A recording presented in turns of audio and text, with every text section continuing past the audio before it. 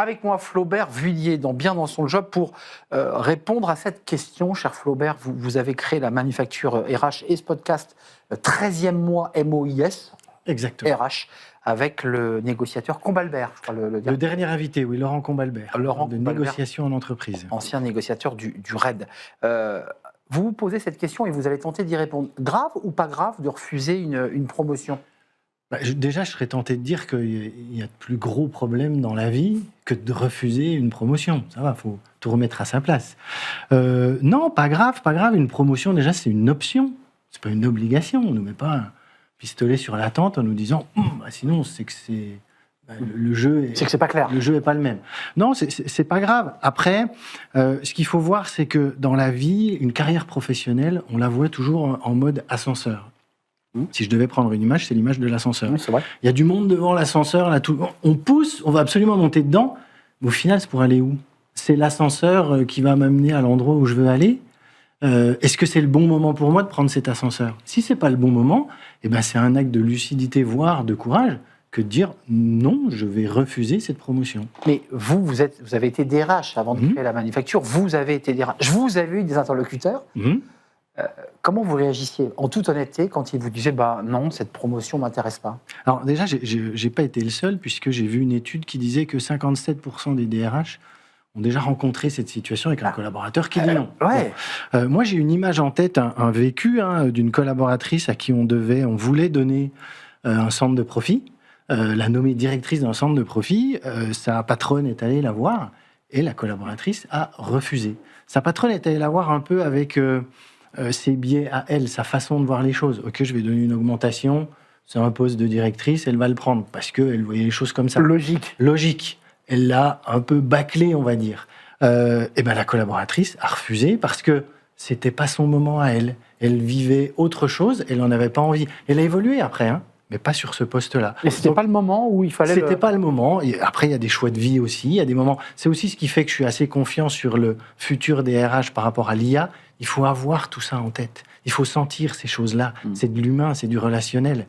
Donc, après, ce qu'il faut faire... D'accord, l'IA ne le remplacera pas, ça. L'IA ne le remplacera pas, je suis assez serein là-dessus. Et c'est ce qui fait la valeur ajoutée de l'être humain. Après, ce qu'il faut surtout, c'est plutôt que de se dire... Mais qu'est-ce qu'il fait ? Pourquoi elle a pas voulu, etc. C'est un peu vexé, quoi. Voilà, c'est plutôt mettre de l'énergie avant. On l'avait pas bien préparé, certainement. Et moi, au niveau RH, je me suis dit tiens, j'aurais peut-être dû plus accompagner la responsable avant. Donc, prendre un peu d'énergie avant pour se dire qu'est-ce qui fait, vu la personne à qui je vais proposer, qu'elle va accepter. Qu'est-ce que je dois mettre dans la balance ? Il n'y a pas qu'un salarié, ça représente beaucoup de salariés. Dans les chiffres que vous avez, un tiers des salariés qui auraient ou qui ont refusé une promo. Ça, c'est une enquête qui a été faite en 2022 pour l'Observatoire de la mixité, BVA, etc. Et ils ont interrogé 2000 personnes.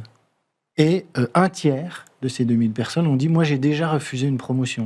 Et ce qui est intéressant, c'est de voir qu'il y a quasi la même part chez les hommes et chez les femmes. Donc, comme quoi, ça arrive régulièrement. Un focus quand même, parce que ça c'est un sujet qu'on a traité ici et qui est intéressant de développer, c'est la génération Z.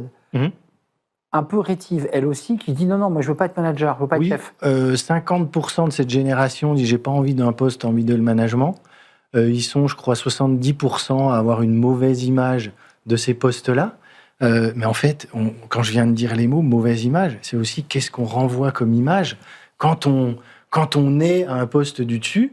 Qu'est-ce qu'on renvoie comme image ? Il ne faut pas oublier qu'une promotion, et c'était dans l'enquête qu'on a citée avant, de l'Observatoire sur la mixité, c'est aussi qu'est-ce qui m'inspire dans les gens qu'il y a au-dessus de moi ? Est-ce que j'ai envie d'aller travailler avec ces gens-là ?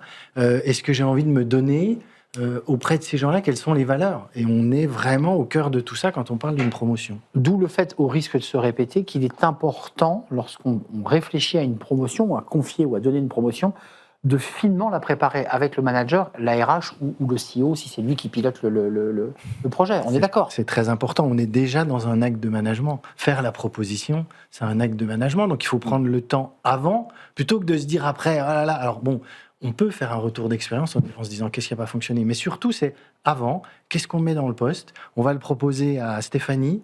Stéphanie, elle en est où dans sa vie ? Qu'est-ce qui va attirer Stéphanie ? Qu'est-ce qu'il faut que je mette Dans le la poste. corbeille, ouais. Voilà.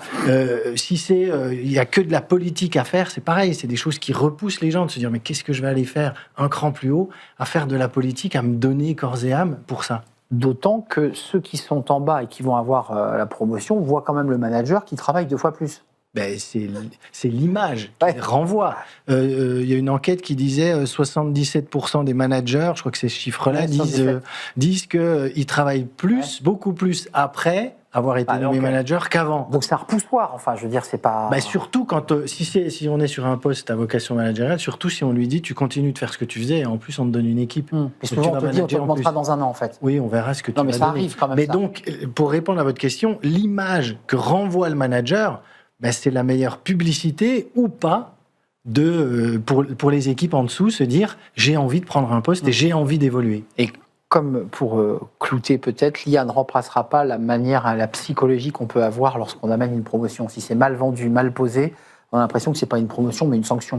Donc, C'est là que l'humain doit faire toute la différence. C'est là que les personnes doivent s'intéresser aux gens, à l'humain. Qu'est-ce que tu vis? De quoi tu as envie? Ok, je sais que Adrien a envie de ce poste-là, ou en tout cas, il a envie de ça dans sa carrière. Je vais mettre même quelque chose supplémentaire pour avoir son accord sur le poste. ouais, envie d'avoir envie. Merci. Et oui, c'est une phrase importante Oui. en RH. Je crois qu'on l'a déjà cité. On l'a déjà cité J'aime bien. ensemble. Envie d'avoir envie. Flaubert J'aime bien. Vullier, cofondateur de la Manufacture RH. Merci pour cet éclairage et ce podcast, Merci Arnaud. 13e mois à découvrir avec Laurent Combalbert. Merci Flaubert. On tourne une page, on s'intéresse alors à l'entreprise, parce que Smart Job, c'est les RH et l'entreprise, mais alors les RH à travers une BD extraordinaire. On accueille les 2 auteurs, on va se faire une petite tranche de rire et se moquer un peu de nous aussi, c'est amusant, c'est le cercle RH.